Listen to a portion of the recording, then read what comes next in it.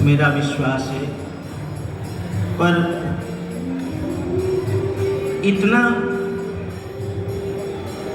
धन के मैं धनी हूँ, सद्गुरुदेव की अहेतु की कृपा हमारे ऊपर है, जिसके कारण हम या यह शरीर किसी लायक है।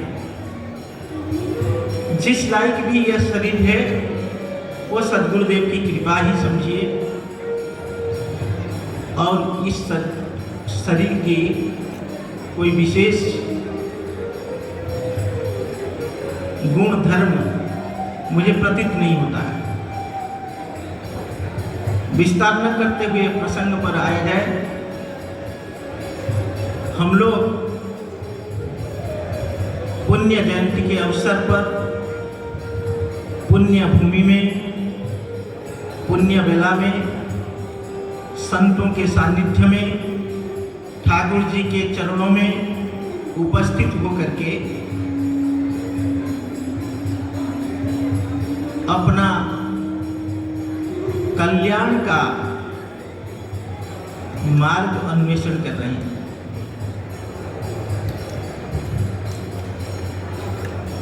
जो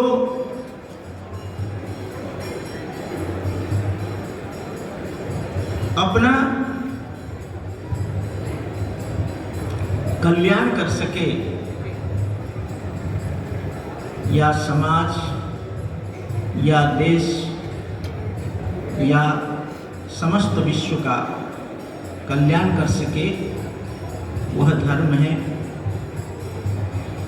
धर्म के बारे में कहा जाता है, यह तो अभ्युदय निःश्रेयस सिद्धि सधर्म।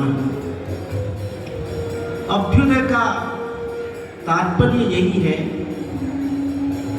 हमारा इहलौकिक कल्याण या उन्नति तथा पारलौकिक उन्नति। अभ्युदय का तात्पर्य इससे है। और निःश्रेयस का तात्पर्य है मोक्ष।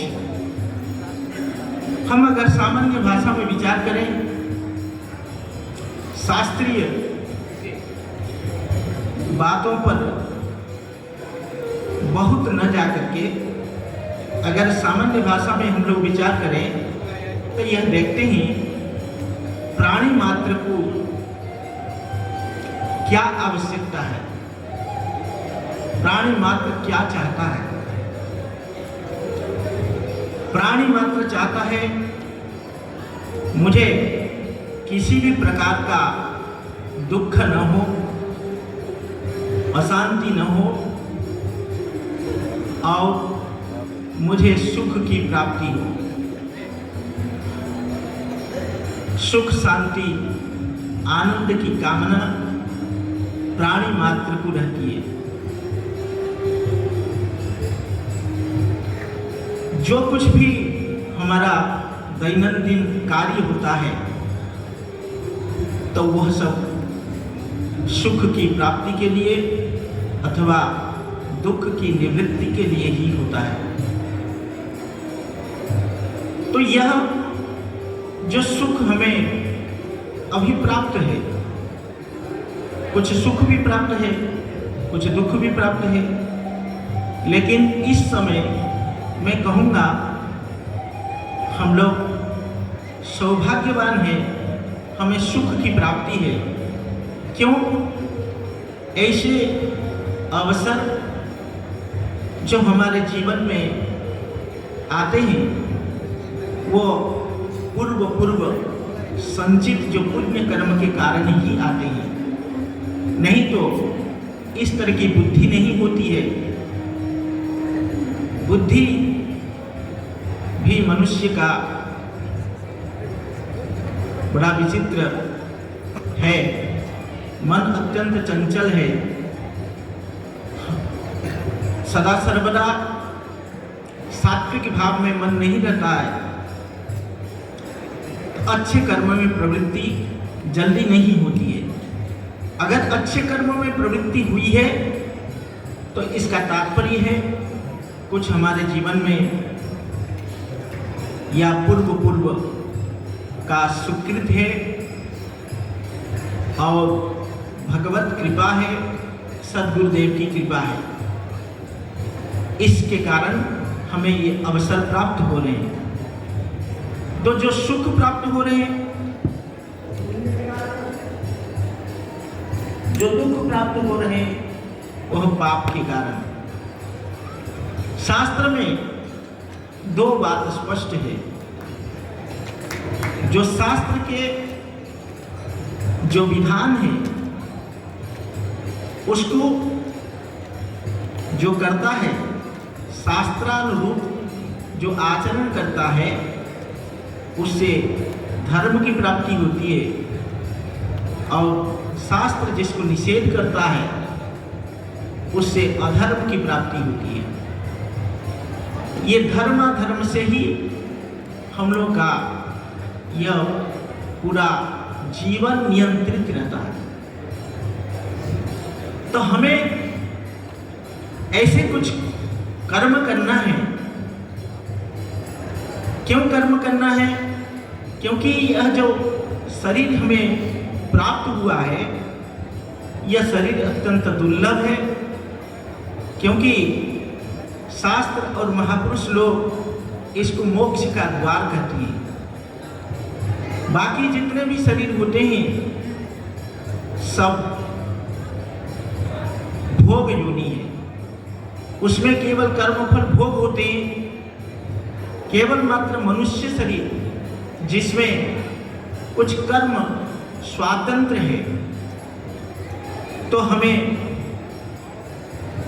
जो कर्म स्वातंत्र मिला है उसके माध्यम से हम अपने जीवन को भी, इहलोक को भी, जिस शरीर में हम लोग वर्तमान हैं उसको भी सुख शांति आनंदमय बना सकते हैं। और परलोक कहते हैं इस शरीर को त्याग करने के बाद जिन जिन लोकों में अथवा जिन जिन शरीर में हमें कर्म फल भोग होता है, तो वो पारलौकिक सुख शांति आनंद भी प्राप्त हो, तो उसके लिए कर्म करना है।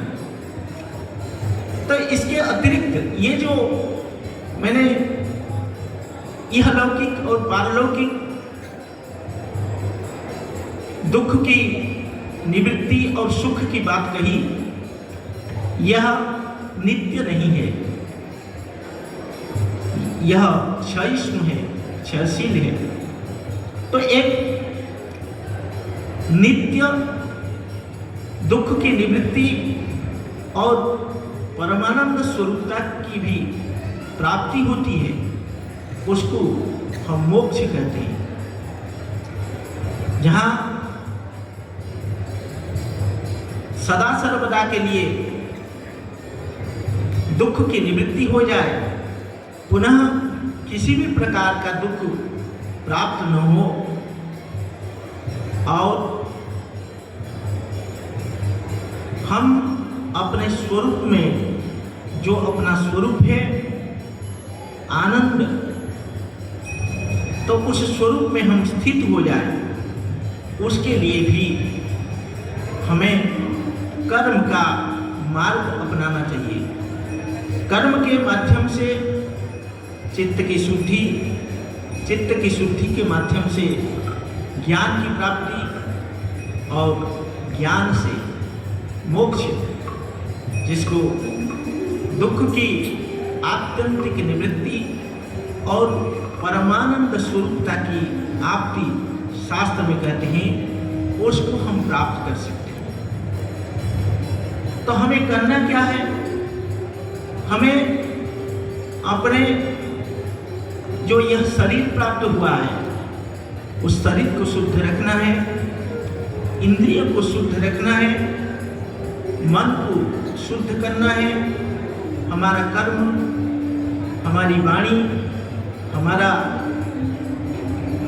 जो भी आचरण, सब कुछ शुद्ध होना चाहिए। तो इस तरह की अगर हम आचरण करते हैं तो हमारा जब मन शुद्ध होता है तब मन में चाहे आप भक्ति कहें चाहे ज्ञान वैराग्य की बात कहें वह जीवन में प्राप्त होता है। नहीं तो अगर हमारा आचरण शुद्ध नहीं है तो ना हम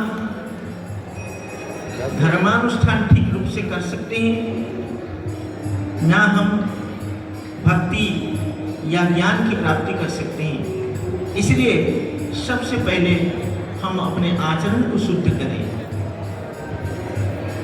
और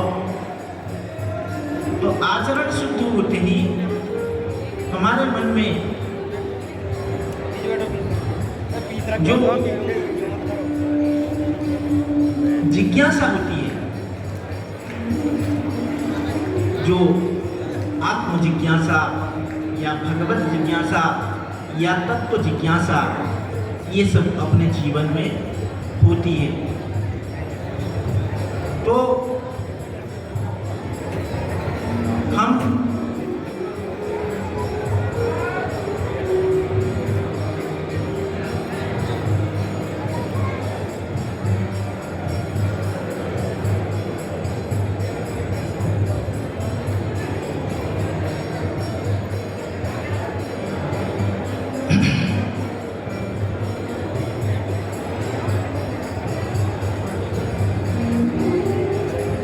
संत महापुरुषों के चरणों में पुनः वंदन।